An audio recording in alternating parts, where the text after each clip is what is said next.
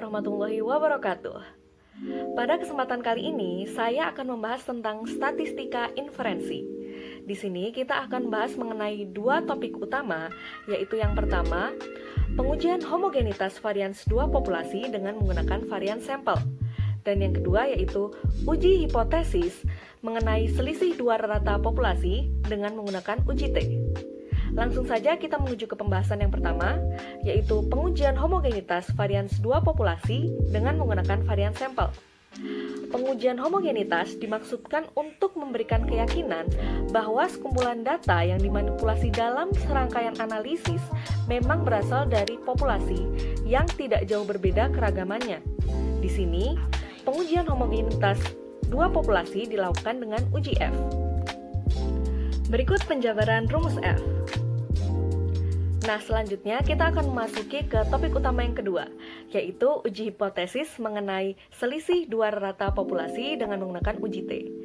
Nah, di sini sebelum kita melakukan uji hipotesis, kita perlu mengetahui kondisi datanya terlebih dahulu. Apakah data tersebut kedua populasinya saling independen atau saling berpasangan? Apabila pengambilan cuplikan dilakukan dengan secara independen, kita harus mengetahui terlebih dahulu apakah varians populasinya diketahui atau tidak diketahui. Apabila varians populasinya tidak diketahui, kita perlu mengecek atau menguji terlebih dahulu apakah variansnya homogen atau tidak homogen dengan menggunakan uji homoskedastisitas. Sedangkan apabila pengambilan cuplikannya dilakukan secara berpasangan, bisa langsung dilanjutkan dengan uji T untuk data berpasangan. Kita mulai dengan kondisi data yang pertama, yaitu uji hipotesis selisih rata dua populasi untuk cuplikan independen. Apabila kita memiliki data yang pengambilan cuplikannya dilakukan secara independen, nantinya akan muncul dua situasi mengenai besarnya varians populasi. Situasi yang pertama, yaitu varians kedua populasi homogen atau homoskedastik. Dalam asumsi varians populasi homogen, kedua varians dari masing-masing himpunan di rata-rata, kemudian diboboti oleh derajat bebasnya, sehingga nantinya akan diperoleh varians populasi bersama atau disebut juga pooled variance. Kita langsung saja menuju ke contoh soalnya. Di sini dimiliki dua himpunan cuplikan yang diambil secara independen. Himpunan yang pertama atau himpunan X yaitu nilainya 18, 9, 16, 20, 15, dan 12. Sedangkan himpunan Y nilainya 6, 14, 13, 8, 9, 8, dan 12. Ingin ditunjukkan bahwa mu X lebih besar dari mu Y. Ujilah kebenaran pernyataan tersebut dengan signifikansi sebesar 5%. Pembahasan. Untuk situasi yang pertama ini, sudah diketahui bahwa varians kedua populasi homogen atau homoskedastik. Untuk langkah yang pertama, yaitu kita perlu merumuskan hipotesis yang sesuai. Untuk hipotesis nolnya, yaitu mu X dikurangi mu Y sama dengan 0. Untuk hipotesis 1 atau hipotesis alternatifnya, yaitu mu X dikurangi mu Y lebih besar dari 0. Untuk langkah berikutnya, karena kita menggunakan varians kedua populasi yang homogen, maka kita harus menghitung varians populasi bersama atau pooled variance.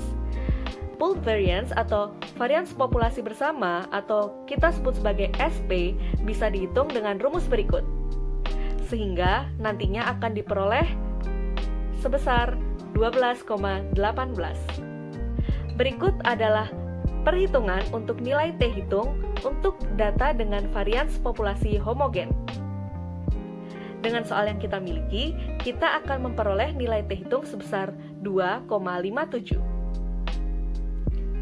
Selanjutnya, dengan alfa sebesar 0,05, kita dapat menghitung nilai kritisnya, yaitu dengan T-inf, kurung buka, alfa dibagi 2, koma atau titik koma, derajat bebas dari data X dan data Y.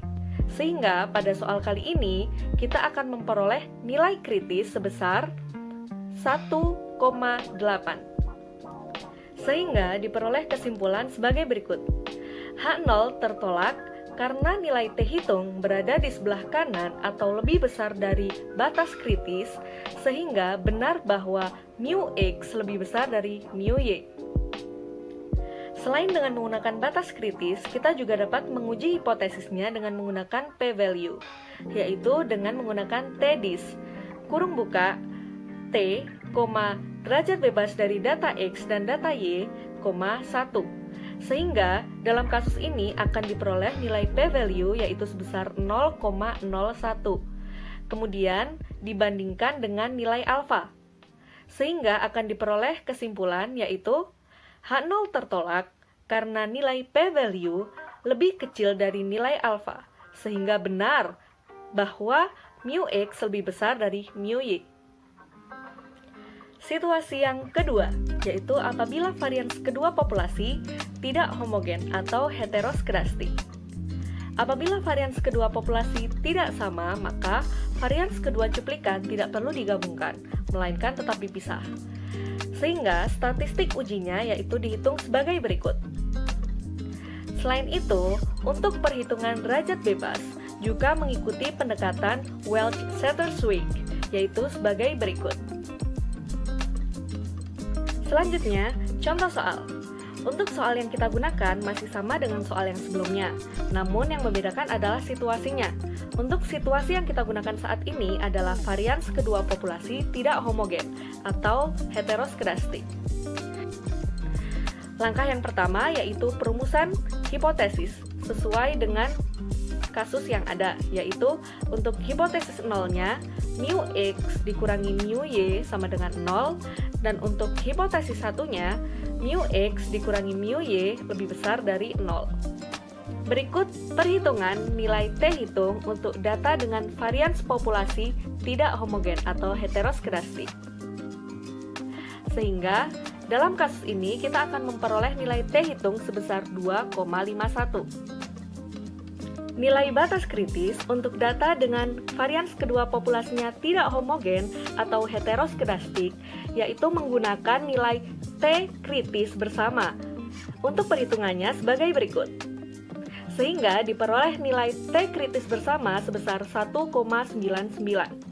Kesimpulannya yaitu H0 tertolak karena nilai T hitung lebih besar daripada nilai T kritis bersama, sehingga mu X lebih besar daripada mu Y.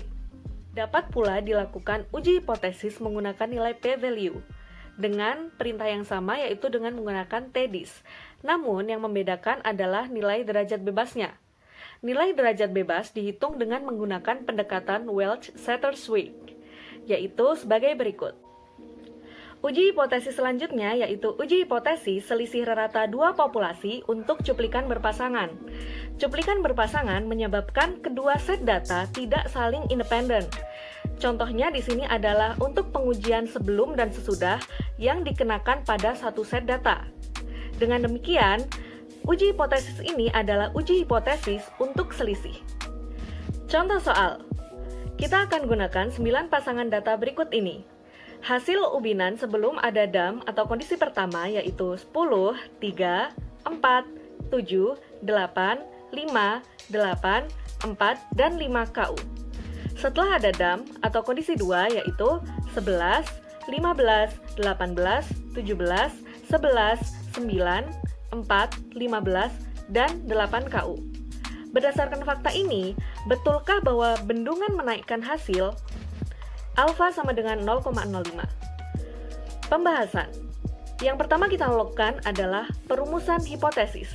Untuk H0-nya yaitu mu2 dikurangi mu1 sama dengan 0 atau d mu sama dengan 0. Untuk H1-nya yaitu d mu lebih besar dari 0. Selanjutnya, kita perlu membuat kolom untuk selisih nilai kondisi 2 dengan kondisi 1, sehingga akan diperoleh kolom sebagai berikut. Kemudian, nilai statistiknya dihitung dengan menggunakan distribusi T-student, sehingga akan diperoleh nilai T hitung sebesar 3. Selanjutnya, dihitung nilai T kritis dengan menggunakan alfa 0,05, sehingga akan diperoleh nilai T kritis sebesar 1,85. Sehingga kesimpulannya, H0 tertolak karena nilai T hitung lebih besar daripada nilai T kritis, sehingga benar bahwa bendungan dapat menaikkan hasil. Nah, selanjutnya untuk pembahasan yang terakhir yaitu perbedaan antara uji Z dan uji T. Di sini, uji Z dan uji T digunakan pada kondisi yang berbeda, yaitu sebagai berikut.